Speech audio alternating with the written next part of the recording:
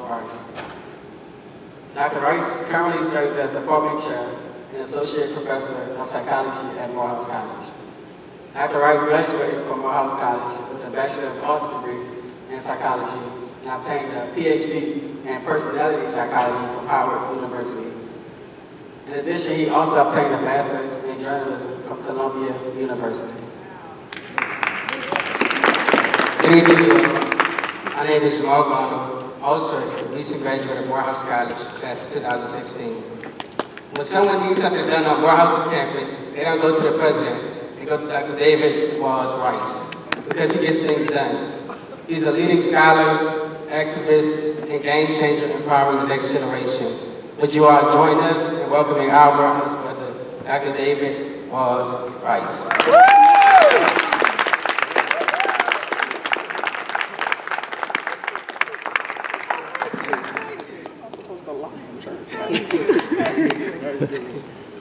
Good evening, everyone. Good evening. It's such a pleasure and an honor to be here, not only in the space with my mother. Of course, it's always an honor and a privilege to be with her, but to be in such an august and important institution, being Friendship West. So I thank the ministerial staff for being open and welcome and radical enough to have conversations like this. And I really appreciate that. But most importantly, I thank you all for being here and for being willing to engage in some of the, I think oftentimes, tough and daunting work of talking about things that are uncomfortable because they affect us so personally, right? And so I just want to say thank you to all of you all for being here. Can we bring up the first, wait, let's see how we do it.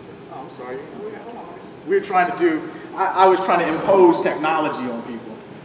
And so I have this clicker that I love to use. And they were like, you can't use the clicker, what's wrong? Boom. Oh, no, I went too far. Okay, so I want to start with this. Regarding life together and getting along with each other, your God taught in these matters. Just love one another. You're already good at it. Keep it up. Get better and get better at it. Fundamentally, what we're going to be talking about today is this idea of Black Lives Matter. But I really don't want it to be an abstract or rhetorical or a convoluted message. I really want it to be as practical as it can possibly be, right? So when we talk about Black Lives Matter, we know that there's something out there that these young folk are getting into and older folk can resonate with because of the social justice components of it, because of the civil rights roots that are associated with it. We're coming up on 50 years of the Black Panther Party. We know that all of those things are connected to this idea of Black Lives Matter and the movement of Black Lives Matter. For me, I think the most salient and important components, am I doing something wrong? Of Black Lives Matter came to pass as a result or in part of this 20 microphone. Oh, okay. Of course. I wasn't sure. I thought because we had twins, I was supposed to use two mics or something like that. I thought it was a thing. This here is after there was a non-indictment on the officer who killed Michael Brown. This here is in Atlanta, Georgia. This is in front of the CNN Center. And this was a protest walk of solidarity that my class actually started. I teach a class, personality theories of personality and psychology. And what I do in my classes, especially being at Morehouse, I get a lot of latitude, and make sure that as we're talking about coursework, as you're learning your lesson, you make it as relevant as it can possibly be. So when you're talking about identity, when you're talking about, well, what does personality mean, who's Freud and who's Jung and all those kinds of things, it's important for them to get kind of the book knowledge and the brass tacks and straight ahead of what those things and concepts are. They also have to know how is it that you attach that to everyday life. And I remember when I was, when we were watching kind of the non-indictment verdict, the gentleman was coming out and was saying, you know, we're not going to indict this officer. We think it was a justifiable killing. I remember I was on a treadmill at my house, in my garage, just trying to work it out. You know, because I had gone through stuff like this before. Many of us who are older than 20-something have gone through things like this before. It's cyclical. This isn't brand new, right? This idea of extrajudicial killings of black bodies. It's not anything new, unfortunately, right? We can go all the way back to the terrorism that's visited on us during slavery. We can go to Jim Crow era. We can go to civil rights era. We can go to Rodney King. We can go to all of these things. And I think that, for me, I'm 43 years old. I just turned 43 on July 31st, so I just hit 43. I know my mom didn't want me to say that. I just hit 23. Just hit 33. Anyway, so I just hit that, and when I was in college, there was the Rodney King non-indictment of the officers who literally beat him like he was a recalcitrant slave, right? And so you see these white men in Simi Valley justifiably getting off. The law saying, the legislation saying that this is fine, this is right, this is just to do. So there's a pain that comes with that. So this non-indictment was painful to me. It's painful even talking about it now. I feel chills, right?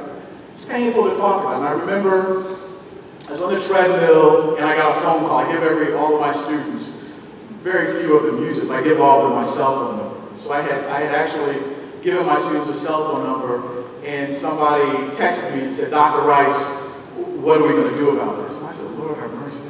I don't know. Dr. Rice, I think in class tomorrow we need to be talking about this. Dr. Rice. So there were 3 different people that reached out to me, and one of the young sisters who was in the class, who was at Spelman, she reached out and said that they were in King Chapel, which is our main worship space on campus, named after Dr. Martin Luther King, of course. And she said, we're there now and coordinating and trying to figure out what's going on. And we want you to come up and spend time with us and help us to kind of hash it out. And I thought that was so, it was moving to me because they thought enough of me to include me in the dialogue. And one of the things that I said to them is, I'm not coming. Not only because my wife was in Mississippi at the time, I had 2 kids upstairs, I couldn't break out right then, but it really was their time to do the planning and the organizing. Right. It's my time to make sure that I help them to contextualize what's going on. Right? And I think that it becomes very important for us to kind of understand how it is that we fit into this consistent and continual struggle for radical liberation for black people, right? And so I think it becomes important for us to be able to know kind of what lane we fit in and all that kind of stuff. So today, what I hope to be able to do, I'm not gonna change it yet, but I hope to have some dialogue around this. So this actually was the result of that conversation that they had that night in King Chapter, where sisters from Spelman came together who were in my class, brothers from Morehouse came together who were in my class, and got a larger group of folks and walked from the front of King Chapel all the way up to CNN Center, which is, this great kind of tourist attraction space. And they gathered the community along the way, and there were, I think there were about 1,500 students who were out there. And they said, we just want to walk. We don't know what we want to do yet, but we just want to walk in solidarity with the families, right? Because Michael Brown and Trayvon Martin, and Gurley and Renisha McBride, all of those folks are exclamation points in a continual sentence of oppression, right? And they really are spaces where we get to say we have work to do. But we do know that these things exist and have existed for some time. And these young people, much like kind of we all are oftentimes in flux, they're trying to figure out what in the world are we going to do? They said, well, we can at least demonstrate that we know that this is wrong. And so the fact that they kind of walked from, they literally went from their classroom to the steps of the chapel, they walked through the community, gathered up people along the way, and were in front, and were able to raise their fists in solidarity. That was tremendously moving to me. So this is my personal entry point into how it is that I come to understand and deconstruct this idea of Black Lives Matter. Can we go to the next slide? I think I'm just going to tank this, I'm sorry. So today, hope I have these things memorized, right? Let's see. I think the first thing is Black Lives Matter. So we have Black Lives Matter. Can you go to the next slide, please? And so we're going to have, I think it is, I really was doing this last night thinking about my mom, because she writes books like this. Like, the name of her book on Rodney King was called what? The Rodney King Rebellion. What comes after it? A great book to read. No, it's like Rodney, a psycho-communally exegesis on, right? So I put Black Lives Matter, a psychosocial spiritual exercise, where the perspective I come from, I'm trained as a personality psychologist, which means that I'm interested in looking at identities. But we all know that psychology, and especially if you go back into kind of the origins of psychology and Kemetic or teachings and things like that, is the soul, right? So there's a very close association with psychology and spirituality. So a psychosocial spiritual exercise. So what we're doing today, I hope, is having a little bit of conversation. I'll kind of talk for 25, 30 minutes, and then I hope that we'll ask questions and kind of figure some stuff out together, okay? Can we go to the next slide? All right, so this is me. They did a great job of introducing me. I'm so proud of these young men right here who got up and said wonderful words about me. It was a blessing to have them at Morehouse College, because they were such a reflection of God's grace. They really, really are. So you see how good they are, just kind of sitting here and all. They're just really great, humble servants. And they really are an extension, in my estimation, of course, of Friendship West, right? Amen. But of my mother, you better treat them, you better look out for them now. Don't let them, and what I would always say to you, I said, now look, tell my mom I did my life, right? Just because I don't want to get in trouble. They also are an extension of Hurricane Katrina, right? And the success that comes out of that. I think that so often we look at great tragedy and or challenge and automatically feel like we are defeated. But they are exemplars, and hopefully we'll talk some more about people who are exemplars of tremendous success that comes out of adversity. Right? So I wanted to say that these are my students. So every year they want to take a picture, and the reason they take the picture is because if you see the frame picture that I have down there, this is kind of a gift. That was when I was in college. They always used to show a Morehouse College men, and it would be part of the advertising and stuff like that. And I would talk in my class and say, I always wanted to be in one of those posts. They're like, Dr. Price, we're in the age of the interweb. We can do that immediately. So we took a picture and they put it up. So that's me. I'm associate professor, chair in psychology, assistant provost. My Twitter handle, so I just hit 1,000 followers on Twitter. If you guys are into Twitter or anything like that, you can follow me at dwallrice. No rice. No, don't do it. No rice. Can you go to the next slide, please?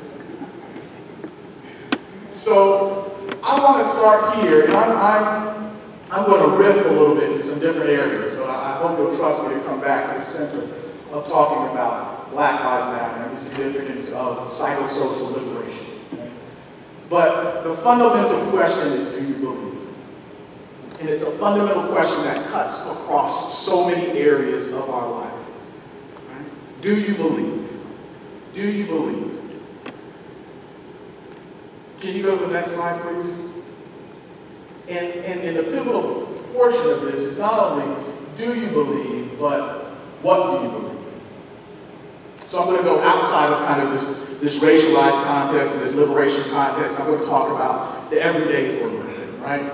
If you all have been watching the news, you will note that in addition to this circus of a presidential race that's going on now, there is also some incidental news. Some of the incidental news that had arisen as of yesterday at about 2 a.m. in the morning was that Delta was having some difficulty having people fly out of their hub. Their hub is in Atlanta. Atlanta is where I live. it was a curious and important thing to realize that Delta was having some trouble getting flights out because I was flying here, right, to be with you all. And so I was awakened, I think, which is rarely the case. I usually wake my mom up and call her in the morning, but I was awakened with a text. So you see how progressive she is. I was like, what, you sent a text? She's gonna call me up. She texted me and said, hey, what's going on with your flight? I said, Mom, I'm all good. Just checked it. I'm fine. I had a 1 o'clock flight yesterday, and I went to a meeting in the morning with the provost. We're getting ready to start school at Morehouse. This is actually freshman week right now, so Morehouse is doing me a huge solid and not firing me from being away from the institution at one of the most important times of the institution's livelihood. So I went into a meeting in the morning, went to go pick up some back to school shoes for my son Biko that my mother had bought for him, and then I was getting ready to go on and get on the airplane. So I went leisurely, get on the airplane, I felt comfortable, and they said, you know what, this 1:25 flight is going to be moved back a little bit. I said, I can handle that, I can move back a little bit. You know, I have access to the Delta Lounge, so I went to the Delta Lounge, but it was a little disturbing because there was a line coming out of the Delta Lounge. I said, oh Lord, this is crazy. And there were thousands of people who were in an emergency situation. Thousands of people in an emergency situation because they had to get somewhere to see their people. So I was able to get situated. I got to the lounge and I'm watching a new television show called Ray Donovan. Anybody ever see that show? It's a very interesting show. So I'm watching that show and kind of catching up on it now. So I'm just maxing and relaxing, right? So they push it back from 1 to 2. So I can handle this. I mean, I can stay there till 1 in the morning. Not a big deal because I'm relaxing. I don't have the kids on my hip. You know what I'm saying? I'm having fun. I do a little writing. Call some of my homeboys and tell some jokes and stuff like that. So they cancel the flight. I said, okay, it's all right. Still gonna get there. New flight is coming out. You're gonna get on the 6 o'clock flight. Not a problem. 6 o'clock flight moves to 9:40. Not a problem. It's no problem. It's not a problem. 9:40. You're gonna get there. I mean, you got a day, right? 9:40 turns into 11:57, which are very odd and specific times. I said, okay, I can even do that. Because the thing is, I had this idea, and I don't want to preach to y'all tonight. That's everybody. That's your job. I'm just talking, right? But I had faith and confidence that I was going to get to where it is that I needed to be, right? So then it turned into, you're going to be leaving at 12:50. It's all right. Kicked me out of the Delta Lounge because they were closing. I said, that's all right. Found another one. Got to the other Delta. I was cool. Went upstairs. Said we're leaving at 1:15 now. So that's okay. I'm going to go ahead and put my slides together. I'm going to get there. No problem. I was upset because my mom and I were going to go see Star Trek yesterday, but that's okay. We'll figure out time to go see Star Trek. Anybody see Star Trek? Is it any good? Nobody see Star Trek? Nobody see Star Trek? Star Trek is spiritual now. Star Trek and X-Men. X-Men is revolutionary now. Y'all check it. I'm serious. You think I'm playing? Now Luke Cage that's coming out on Netflix, that's Black liberation too, as well as Black Panther. I'm trying to help. I'm trying to teach it now. Anyway, I said, that's okay. They canceled the flight at 1 o'clock in the morning. I had to go back home to my family. I was tired as anything. I was upset. I said, it's not a problem. I'm going to get to see my babies, give them a hug and a kiss, say hello to my wife. And I went downstairs and slept on the couch so I could watch some more Ray Donovan, go to sleep and wake up the next morning. Woke up this morning. I'm almost done, I promise.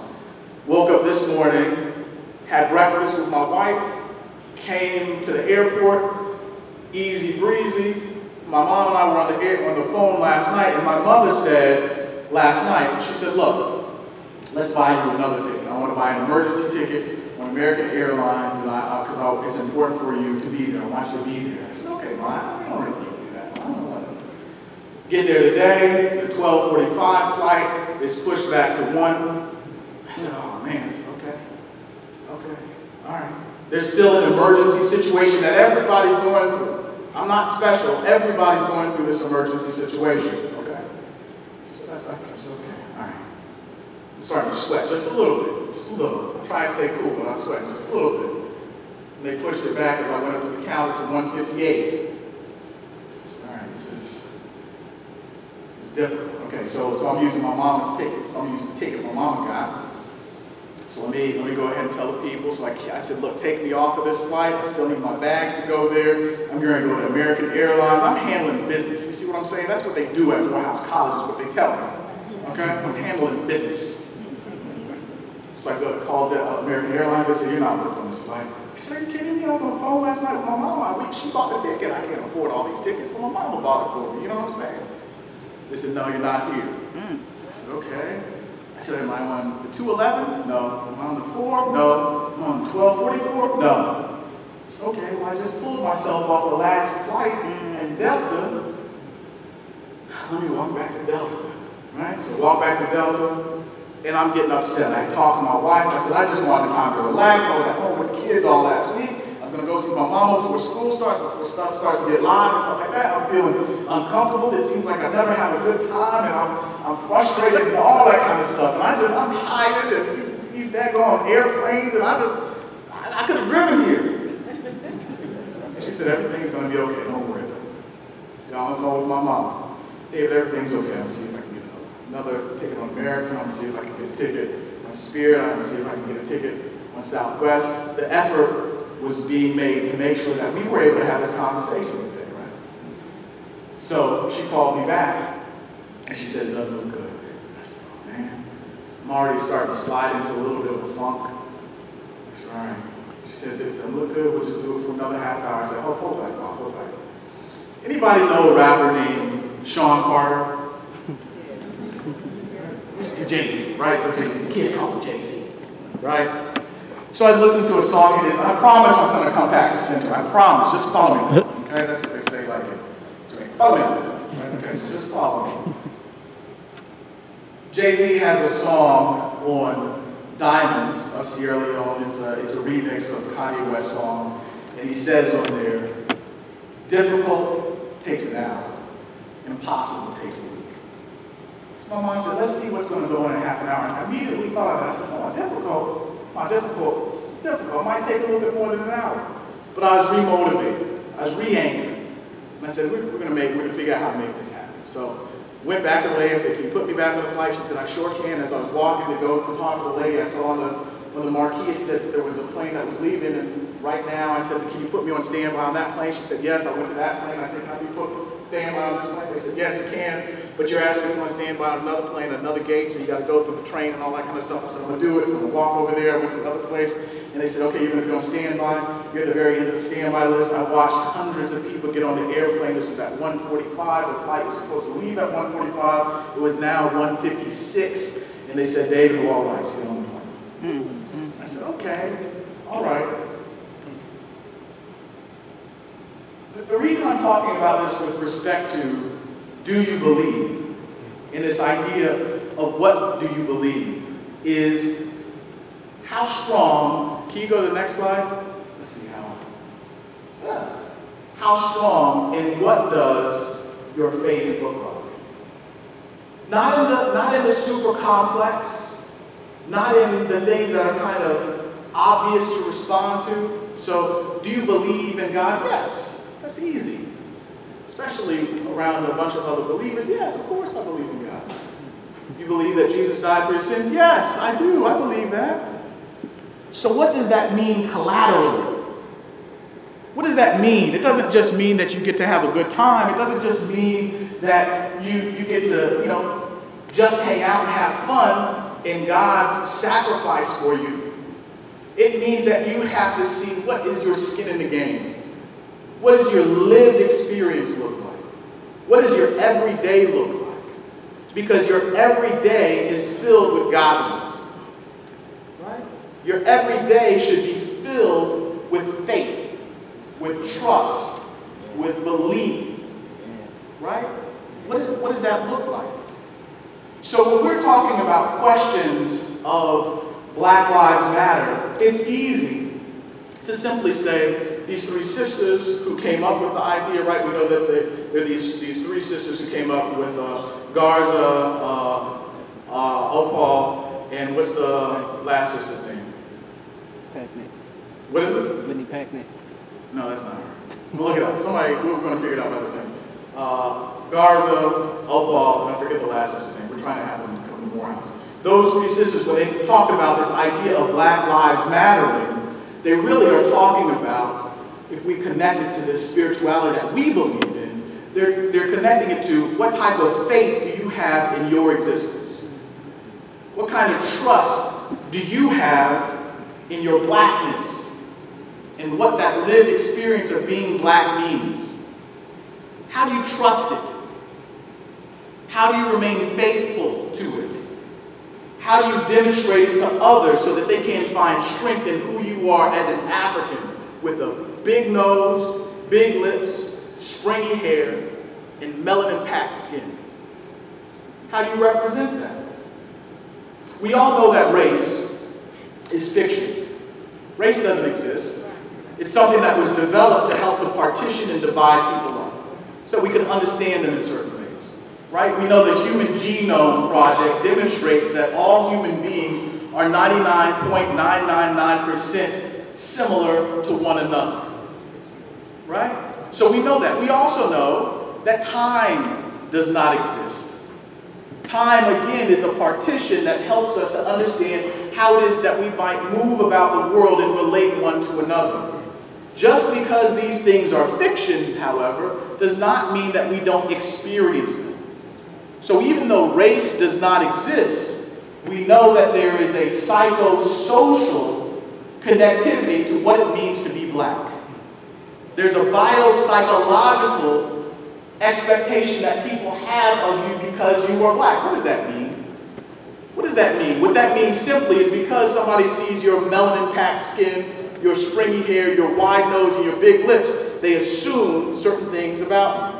In psychology, we call them schemas. They have these scripts about you, right? We can very easily slide into this idea of stereotypes. We don't want to do that. But scripts are natural. Scripts are natural. These convenient tropes that we have put one next to another to figure out how it is that we're going to interact with people.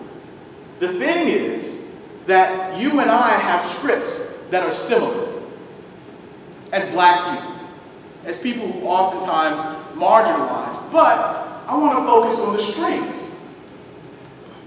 As people who can find tremendous success in the pit of despair. As people who can find salvation in sacrifices of young black people. Those things become important. Those things become important. So when we're talking about Black Lives Matter, we're talking about black lives as being of consequence, we have to be very, very keen on understanding that it's just a liberation struggle that's a part of a continuum that we've experienced forever. Does that make sense? So it's a different iteration of it, but it's something that we have got to be aware of, and it's something that as we become more and more seasoned in understanding of how it is that God fills our life, how we relate to those black experiences, how we illustrate the strength in our blackness to other people. That's crucial. That's crucial. So what does your faith life look like? Not in these very, very, I use the term all the time, these salient or very obvious places. Not what does it look like, what does your faith look like in church? What does your faith look like when the cops pull you over? That's getting a little bit more mainstream. What does your faith look like when you're getting ready to miss a flight? What does your faith look like when you need to get some sleep so that you can make sense of the world? What does your faith look like every day is the question. And if your faith is strong, how do you integrate that into your lived experience as an African? Because then what you're doing is you're not just saying that Black Lives Matter, you're demonstrating your flavor of what your blackness looks like, how it's of consequence, and how it matters not only to you, but to those who are looking at you for leadership. Does that make sense?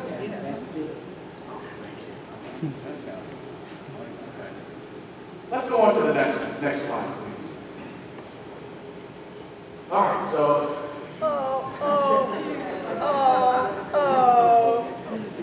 So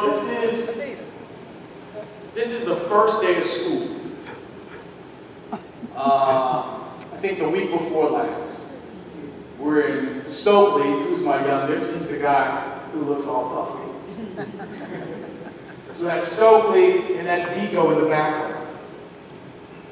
And that's me off to the side taking a picture of the three of us. For me,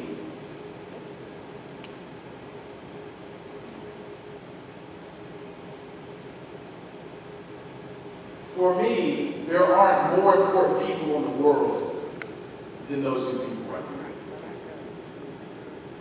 So when we talk about Black Lives Matter and being of consequence, think about yourself, of course, but who are those black people that you rock with, that you live with, that you're in love with, and that you love, and how you make it so that their lives are going to be better than the ones that you've already lived, or your process of living. Does that make sense? So when we're talking about Black Lives Matter, when we're talking about having skin in the game, where the rubber hits the road, that's what I think of. Those are two black boys. Those are two black bodies who are very aware. If they ever forget how black they are, they'll be reminded when somebody says Vico or somebody says Stokely. Those are two black boys that it becomes my job to protect them. It becomes my job to demonstrate for them what spirituality looks like, what godliness looks like, what faith looks like, to demonstrate what I believe in. And I do all those things because I had an example in someone who trained me like that. Right?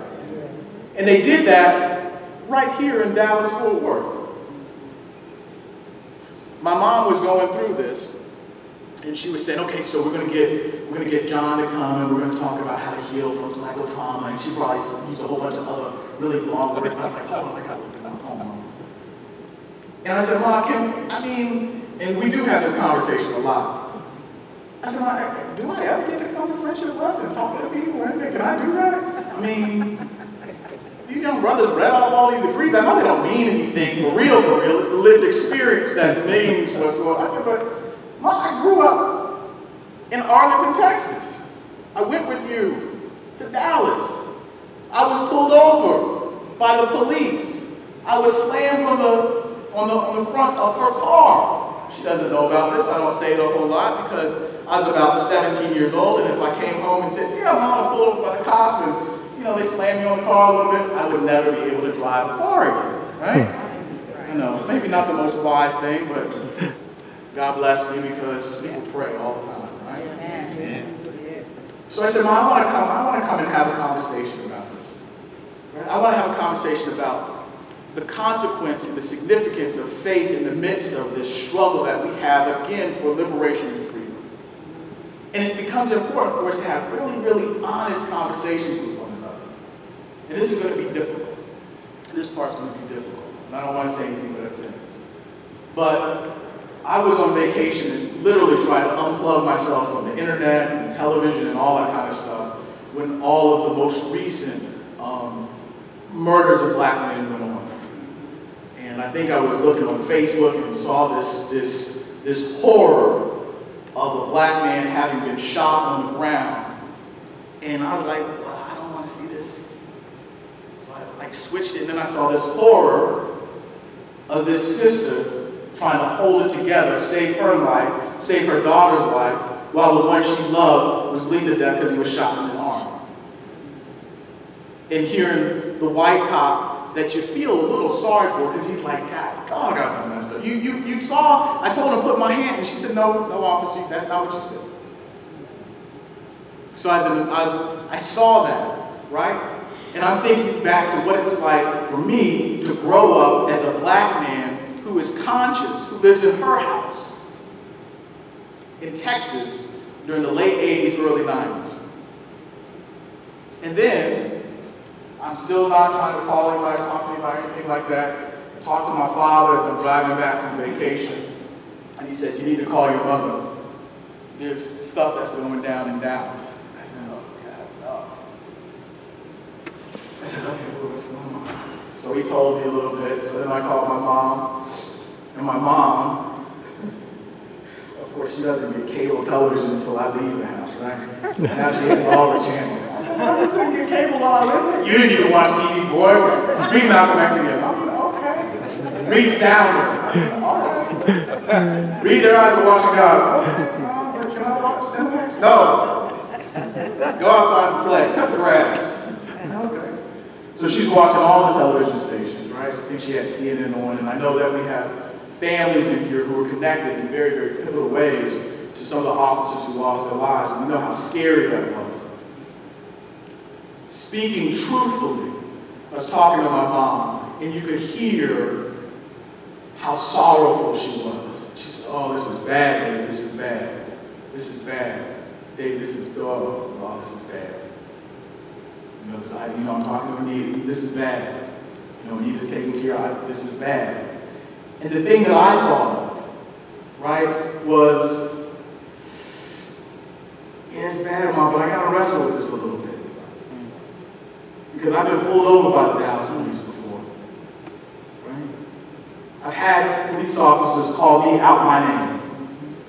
When I was a boy, not much older, Biko is 8. That's double Biko's age. And I was treated as if I was something other than a human being. I was treated less than. I was treated as an object. And we know that those are scripts that oftentimes not only do white folk share about us because they don't have the experience of living with us or considering living with us, but sometimes those are the scripts that we have for ourselves. So we're talking about Black Lives Matter, and again, how do we understand it as mattering? So I was like, oh God, I gotta pray. Because we don't want anybody being murdered, period. Let me be very clear on that. But I gotta pray on this one. I gotta pray on this. There's been a war that's been declared on black folks since we were brought over here. How do we fight back? How do we fight back? How do we push back? How do we lean into our faith? But how do we also hold folks accountable? That becomes the dilemma. Because how do we do that and not be sucked into this space that's other than godliness? Does that make sense? That's the struggle. That's the struggle. But these guys, so when we say Black Lives Matter, I keep going, this is what I think of. I don't think about, and this is difficult, I don't think about the brothers and the sisters whose lives have been sacrificed so that we understand the importance of our lives and how we demand that our lives be important to everybody within the body politic. But I also think about, look at those. Now look, they're my babies, so I think look at them. That's who we are. They're not my babies, that's who we are. Right? So that's my mama's babies. It's my babies. They're Mickey's babies. I mean, she had them. Okay, we've got to give them credit. But that's what Black lives, to me, look like. That's what faith looks like. That's what miracles look like. They look like that. They look like that. They look like you all. They look like you. Think about, I promise I'll come back. Now you're going to have to tell me when I have to stop too. She said soon. I think about when Biko was first born. And I was asked, I was in the delivery room and all that kind of stuff, and they said, I don't remember who it was who said it, but I'm sure I shared this with my mom. I said, when I looked at him, I understood who God was. Because I've been trained up, and you have the words and all that kind of stuff, but I was able to look at this person who is an amalgam of all of these black superheroes who came before him. The slaves, the intellectuals, the hustlers, the academicians, They were all bound in his face. That is what folks thought about you all when you were born. Not only then, that's what people who love you, and when we're in love with one another, that's what we see in one another. The potential, the godliness, the strength, the sacrifice, and the liberation. So when we're talking about Black Lives Mattering, Martin Luther King often talked about black people as being the conscience of America, right? Because of slavery and how we're connected. We have so many things that we can teach people. We obviously have to make sure that we hold tight into the teachings that we've learned, however. Right? We know that Howard Thurman talks about, I'm sure my mother shared this before, because I shared it with her. Thurman has a story that he often tells of his great-grandmother, where he says, look at you. You're God's child, and nothing else really matters. That becomes so profoundly important for us to consistently pray on and integrate into our everyday. We're talking about the significance of racial politics and being racialized beings across the diaspora. You can say anything about me, but know that I'm a child of God. Right? And that is significant in how it is that you adopt a black identity and demonstrate it in the everyday. What do you believe in? Not when there's a really sensational kind of easy question to respond to, but in the recesses and quiets of dilemmas. Do you believe you're going to make that flight? Do you believe that it's meant to be? Do you believe you're supposed to be having those conversations?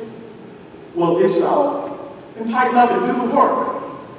It's easier said than done a lot of times, but tighten up and do the work. I want to acknowledge one person who's not here now, Commissioner John Wiley Price, who I know spoke last week. And Commissioner Price has been in my life since I was about 13 years old. He got me my first radio show on Soul 73. I did have radio on Saturday mornings. It got canceled real quick, but it existed, right? He came to my high school graduation. I think I wrote my first significant political article about him in a national magazine. He's always, now people might say a lot of different things about John Wiley Price. Lord knows I saw him, I was like, John, why you got the MC Hammer shades on right now? It was funny. They look like MC, right? Anyway, it was funny. It was funny. No, I love him. You guys don't have to be quiet. I mean, it's all in love. So you can say a lot of things about Commissioner Price, but one of the things that you have to say is that he's put in work. Period. He's put in work. He's been there. And I know that I said to my mom, I was like, Mom, can you, if John is there, can you tell him, if he can come to my thing, can he come and all that kind of stuff? I know she said something to him, and he has a radio show on now and all that kind of stuff. And what he did was he came to see me for 3 minutes to give me a hug and gave me an opportunity to say that I love you to him. Right. Because he's been there since forever. I said to him, you're the person that has been a model to me so that I can speak in public. Those kinds of things become important. So we can see a lot, I think, and I lived here, Diane Ragsdale, Al Lipscomb, right? Commissioner Price. You can say a lot of things about those folks. They put in work. And you can say a lot of negative, I guess, about them. I don't know the politics right now. You can say a lot of things, but the things that I think become so important for us to say is to look at the black genius in who they are. That's right. How are they the liberators? Where is their deliberation in who they are? Those things become so important to look at because we want to make sure we don't take one another for granted. We have to do that. Somebody I always think of, I'm going to jump in the line, I'm going to keep one. But I always think of it, and I kind of say the same type of thing that my mom was saying in the beginning. But when you talk about revolutionaries, you got to talk about people like Dr. Brenda Wall. Right. You really, really do. You really, really do. Because she is somebody who not only has committed, and this, she comes by this honestly, she comes from a family of folks who sacrifice, and I'm not going to get into all that, her dad, she's her daddy's child and all that kind of stuff. But I remember when my mom had her practice in Dallas, she's a clinical psychologist, she was on TV, she She had her radio shows and she did all this kind of stuff. And she would see people for free. She'd see people for free. People would see her on the television. They'd want to come and get therapy. They'd want to come and get right, get whole. And she would see them for free. She would get calls in the middle of the night. David, go in your room, be quiet, everything's okay. A couple times people came over to the house. Right? And she left, my mother left Texas the year that I was defending my dissertation at Howard University, which was the same year that I was going to get married, so that she could be there for me for 1 year, and then she moved back to Texas so that she could be in this community and do the kind of work that she's been committed to doing all of her life. So I think it becomes important to note those folks who you can follow, who you can dialogue with, who you can learn from, and most importantly, who you can teach. Right? Because you can teach her. She's open. You can teach me. That's what community is about. Right? It's about meeting one another where we're at, recognizing that black genius in one another, and being able to articulate for anyone who might want to ask you how and why Black Lives Matter, how and why they do, just because of your comportment and how it is that you present yourself and how you live in the world as a Christian. Does that make sense? Yes. Okay, I'm gonna, so they've been up a really long time. Can we go to the next slide, please? Right, so when we're talking about Black Lives Matter, oftentimes we're talking about these schemas that put us in these boxes and understand us as objects. One of the things that I thought was so interesting, you heard that I have a background in journalism. I'm a continuing student of journalism because I think it's so interesting how it molds and shapes public opinion and private psychology and things like that. You look at how it is that the bodies of black people are demonstrated and are paraded across the screens even when their lives have ended. And you see how that's not done with other folk. You see people of color dead and piled up on top of each other, gasping for their last breath, no dignity being afforded to them in these public spaces. You didn't see that with the police officers who were killed. And you shouldn't have, right? So I'm not saying that we need to, I'm not saying that, I'm saying that you have to look at how it is that we are positioned as objects. And you have to hold people accountable for that. You don't talk to me like that. You don't call me the N-word because that's not who I am. You don't call me out my name because that's not what I'm going to tolerate. Right? So what I do personally, within my personal space, because of the black men that I'm charged to lead and learn from at Morehouse College, because of the black men that I'm charged to develop in my sons, Biko and Stokely, I have to demand a certain amount of respect. Right? And so you have to demand that of yourselves as well. God wouldn't want it any different. Right. Respect what it is that I created. Call it within its name, not out of it. So we're not objects. We are God's children, and nothing else really matters. Next slide, please. I'm going to keep riding that one. Anyway. Lived experience. So this idea of Black Lives Matter, and again, one of the things my mom says, make sure you give them some takeaways, right? This idea of your black life as being not this static thing that you kind of take a picture of. It's a fluid thing that's always morphing and moving around because it's your lived experience. So my blackness today is different than my blackness yesterday, but there still is some consistency to it. Does that make sense? Yes. Right? So my blackness yesterday was not as full as my blackness today because I hadn't engaged you yet. Does that make sense?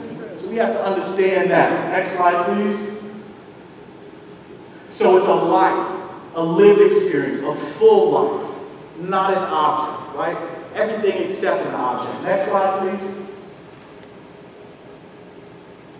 Or lives, right? So not only your life, but like I said, the lives of those who you are charged to secure and to develop and to love. How are those lives integrating and providing this kind of net or this kind of wraparound service that's protecting all black lives? I know I'm getting a little esoteric here, but I'm going to get back. Next slide, please. Live life like it matters.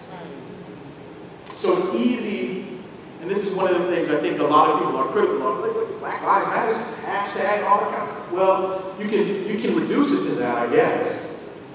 But what does it mean to you? How is it that you are going to live your life like it matters?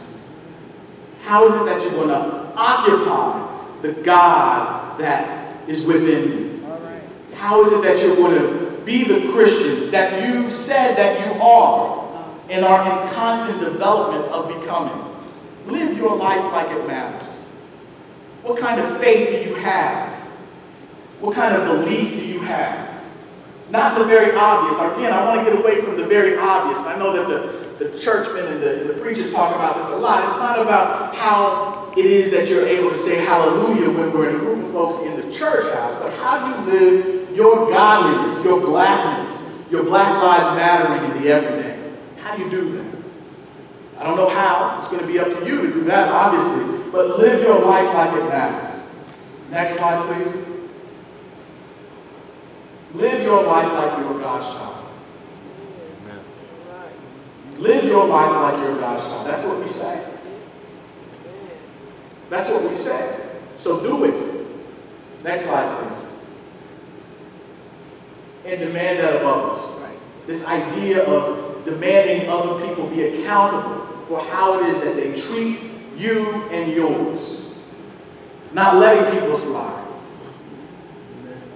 Holding people, making sure that you, I remember one time, I like telling this story a lot. Nobody's going to think it's as funny as we do. We were actually, I was just learning to drive. We were in Arlington. And I was driving into a parking lot that happened to be the Arlington Police Department. So I was not only driving into the parking lot, I was driving into like a one-way entry, right? And maybe the cop did something, you know how, anyway, the cop just pointed around, said something, right? You saw he was very expressive in his facial demonstration. So, I'd experienced this before. I told you they done slammed me on the car, but so I was like, oh, you're making faces at me, I'm good, right? So I just turned around, parked. My mom got out, I was like, what? Yeah. Who you talking to? Do you have a problem, officer? Anybody see Boys in the Hood? You remember what Ice Cube said, we got a problem? Well, my mom didn't, raise it, she didn't have it.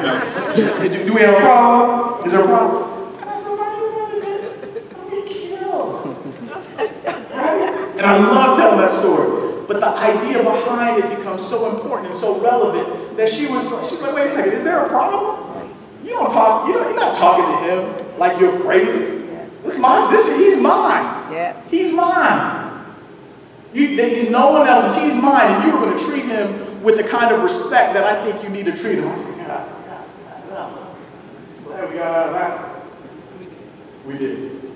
Another example, similar. I have a friend named Michael Render. You guys might know him. He's been stumping for Bernie Sanders and has done a lot around this investment in the black community. His name, he's a hip-hop artist that goes by the name of Killer Mike. So Mike, I asked him to kind of co-teach a class with me one time. So he co-taught a class with me a couple of years ago. And he lives right in the community, kind of close by Morehouse College, West End area of Atlanta, Georgia. And he was talking about how his sons were young junior high and high school going cats, and he said that there were gang members who were trying to recruit him. And he said he went out there to him, he said, these are my boys. That foolishness that y'all are talking about, you gotta come from me first. He's mine. So it's not only about making sure that you are holding folks accountable and demanding that they recognize your life of consequence of the easy stuff, the quite literal black and white stuff, but how are you going to demand that within your own community? Right? When you're talking about words and sentiments that are caustic, calling women out of their name, calling yourselves out of your name, using the N-word, the B-word, how we become conditioned to this idea of menticide and thinking of ourselves as object and less than, we have to hold ourselves accountable too if we really believe that Black Lives Matter, if we really believe that we are God's children. We have to have those kinds of difficult discussions with ourselves. This kid is mine. You don't get to do this with him. He's mine and God's. Right? So demand that of others. Next slide, please. And that demand is most powerful when when you match this idea of your deeds with your faith, with your belief. So when we're talking about liberation, when we're talking about strength, when we're talking about freedom, we don't just pray it. We don't just pray it. We do pray on it. You be very clear. We do pray on it. That's not all you do. You do go to church. That's not the only place you go to get free. It has to be faith and deeds. When I was trying to get the airplane and all that kind of stuff, my mom said when I landed and we were both high and all that kind of stuff, she said, well, we were praying now. We had a backup plan. She said, we were praying that you got here and all that kind of stuff, but it wasn't only prayer. And I heard it in my mom's voice when she said, it's not looking good. I said, oh, Mom, you done the praying. I know you did that. Now let me get up and walk and see what I can do. I'm here. It's the faith and the work. The faith and the work. Faith and deeds. Next slide, please. So again, kind of going back to where it is that we start, this idea of Black Lives Matter. Again, the interesting thing about this movement, which is what these sisters have termed it, and how we kind of step into it, is it's a non-centralized movement. There can be many different people who are taking the lead and taking charge. It really is an interesting democratization of how it is that we're going to get free. And how it is that you focus it can depend on you or your group of folk. And so what I'm daring to say is that Black Lives Matter for us, who are God's children, who believe in faith, and who have faithfully deeded lives, well, our Black Lives Matter have to be within the church house and on the streets at the same time. It becomes so important for us to recognize that. And I have to say this also. I'm a graduate of Morehouse College.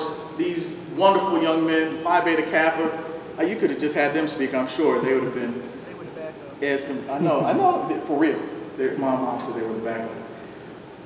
I think that so often what happens, and this is why I'm so proud of them as graduating from Morehouse College, when you graduate from some of these institutions will have you believe that you're above the communities that you've come from. Right? Some of the, is this televised? So you would say the same thing. This idea, some of these churches would have you believe that your godliness is better than these other churches' godliness. We got to break out of that. Right. That don't make no sense. Right. So when I graduated from Morehouse College, and this is it, when I graduated from Morehouse, I understood that I graduated, and when I got degrees, right? So I got a lot of degrees, right? So I got a couple of master's degrees, I got a PhD, I got a BA, I graduated from Martin High School in Arlington, I got a lot of degrees. Those degrees are tools for liberation. Right. They're not vanity degrees. I don't have those things and those papers up so I can stun on people. It's not what they're for. If you're really serious, how are you going to get free with those letters behind your name? How are you going to get free with the faith that Reverend Haynes is teaching in the pulpit on Sunday mornings? That becomes our job. Our job is to figure out how is it that we get free. How is it we get free with our psychosocial, spiritual orientation of Black lives being of consequence and matter? So for me, it looks like that. That's what my classroom looks like. That's what I'm blessed to have my classroom look like. It's not an extension of me and what I do and all that kind of stuff. That's God's work. Yes. Right? What is it that Boondini Brown said about Muhammad Ali? Said that's all God's plan right there. You just want to be a conduit. You want to be a tool. You want to be able to look at and be proud of those young brothers and sisters who are out there demanding that you don't treat me like an object. Demanding that you understand that I'm in solidarity against the type of oppression that you visited on me for hundreds of years. That's what Black Lives Matter looks like. Next slide, please. Oh, that's easy. Thank you. That's me. That's it. So now let's talk.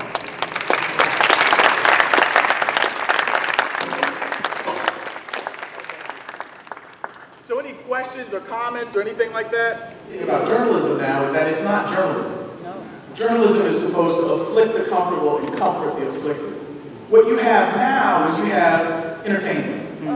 Right? And so these news channels are really entertainment that's moved by marketing and all those kinds of things. And so I think that oftentimes we get lost in that because we begin to believe these narratives. We buy into these narratives of what's important, what's not important. I have a god sister who reports the news, right? And I remember that we would watch her. My youngest son would be able to watch her for about 15 seconds a night, where she says, "Good evening, I'm Aaron Coleman." That's about it. Because then she goes into murder, kill, murder. And Aaron said, if you want to have the kids watch me, have them watch the last 3.5 minutes. Wow. Right? Because that's when we're not front-loading it with all of this devastation. And I think that a lot of times we also get kind of disconnected from our humanity by plugging in, putting headphones on and all that kind of stuff because we have these things that we think make us feel better, but they really further isolate us from this human experience. So it becomes important for us to do things like march, that becomes important. Like having mentoring programs, that becomes important. But I think the most revolutionary thing that you can do is be a student and a demonstration of God's love. That's radical. That's radical. So when you talk about king, a lot of people I know, king becomes kind of, milquetoast after a while because you have the media having whitewashed him in many ways. But if you look at Kingian theology, that stuff is hardcore. Strength to love. It takes strength to love. Right? Not the easy love. It's easy to love my mama today. Right? It's easy, but how do you love her when it's tough? When she's the only parent in the home and she's making you accountable. She's demanding that you recognize that your black life matters in this way, and that's how we do it in this house. So the things that I think become very important is how is it that you live your life every day? Now, that's not the only thing, and I don't want that to be a rhetorical kind of, well, I live my life like I'm doing my cause. No, that's not the only thing you do. But everything pivots. We're hearing that word a lot, right? When is Donald Trump going to pivot? You're able to pivot from that. You have that base of your godly black life mattering, and you get to pivot and perform from that perspective. Yes, sir? At the end of the day, what does liberation look like for black folks in this country? Number one. Okay, I got one more question. Oh, you got the easy questions. Okay, yes. Number two, I'm a baby boomer, and I've been on social media, and it appears as though, correct me if I'm wrong, that they have passed the torch from baby boomers to, I guess, millennials. Millennials. Yeah. My question as a baby boomer, in terms of where do we fit in all this? What should we be doing at this point? And those are my two questions. At the end of the day, what does liberation look like for black folk? All right, as a collective. All right, war, struggle. I've heard all these words: liberation, freedom, and revolution. Are strong words, and consequences behind all of them. We know history appears to be cyclical. We saw what happened in the 60s. Okay? That's all. If you can follow that. Now you heard me say he had the easy questions, right? The hardest questions on the planet. What does liberation look like? At the end of the day, what does liberation look like as a collective? So, again, my training is in psychology, personality psychology. I look at identity. Personality psychology is also informed by context and social psychology. How does context matters? So I come by kind of these analyses, honesty. What I talk about in my classes, and what I believe liberation looks like at the end of the day, is being able to be. Black folk, within the context of America, have to work hard to be. Just to be. And so, what liberation looks like to me is, what liberation looks like and what freedom looks like at the end of the day, to me, is being able to play catch with my sons, be able to fuss at them, be able to go out to dinner with my wife, be able to go see Star Trek with my mother. These very, very easy, everyday type of things. And being able to do those things without thinking about, okay, what's going on over here? Which, are you looking at me? I know, I'm a black man, I know what that looks like. So how do you, freedom looks like being able to be without having a thread of schizophrenia that's attached to it. There you go. So that's what, at the end of the day, it looks like. So the more complicated question for me is, how do you get to that? Right? How do you get to that? And so I heard you don't. I don't believe that. I believe you do get to it, but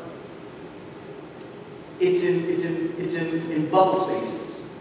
So you get to feel free. Let me tell you, the freest I've ever felt, well, there are a couple of places. Morehouse College allowed me to feel free, right? Graduating from Martin High School in 1991, going and starting Morehouse in 91 and graduating in 95. All the things that my mother, my father, my grandparents had taught me about, I was able to find at Morehouse and Spelman, Morris Brown, and Clark Atlanta, the Atlanta University Center. I wasn't preoccupied with looking behind me and over my shoulder. The second freest I felt, I think I told you about this, Mom, was after I finished my dissertation, which you know is just writing over and over and thinking and being criticized and told you not good enough and then thinking some more and all this kind of stuff from Howard University. After I finished my dissertation, I defended my dissertation on a Tuesday, got on the plane on a Wednesday, landed in Antigua on that Wednesday and got married on that Saturday. There's a lot going on during that week. When I got off, when I woke up from the nap at the hotel after I finished my dissertation and saw all those black people in Antigua, I felt freedom of mind. Right? I had done my academic stuff, and then I have my people around me, and then I have my family around me, right? You feel free when you don't have to be preoccupied or cognizant of what freedom looks like. So when you're around your family, when you're in your church space, when you're in your sorority, when you're in your fraternity, if those things are working appropriately, you don't even have to ask, what does this freedom look like? That strange freedom is there. So the challenge is, how do we grow those spaces? How do we grow those spaces? And how do we make sure that this freedom space right here, how do I connect it with this freedom space over here and connect it with this freedom space over there? It takes a lot of work. It takes a lot of work. But the thing that is so encouraging, you all, is that we're in the middle of doing that work right now. Like you all being here, that's a big deal. And then the other question was, what was the other question? Baby boomers. Oh. It appears to me that the torch has been passed, right? Yes. I heard somebody say the other day that they don't even want to hear from baby boomers. You know, they want to take it and go. Yeah. I mean, what's that going to look like? Yeah, it will look crazy. But the thing that I think is that this in many respects is the millennials' time to demonstrate and to articulate who they are. But they don't do that separate from me, right? Because I'm not going to talk about the type of stuff that I did at Morehouse after Rodney King, right? So my mama talks about the Rodney King Rebellion is the title of her book. I was rebelling, right? And that rebellion looks very interesting. Anyway, I'm not going to go into that. But they don't get to, these young Morehouse brothers, I'm double their age, right? They don't get to go on and live their lives absent of what it is that I've done. I don't get to live my life and do things absent of what my mother did, right? You oftentimes, you oftentimes have a responsibility as a baby boomer, as someone who came before, to yoke these young cats up by the neck and be like, what are you talking about? That's crazy. You can't do that.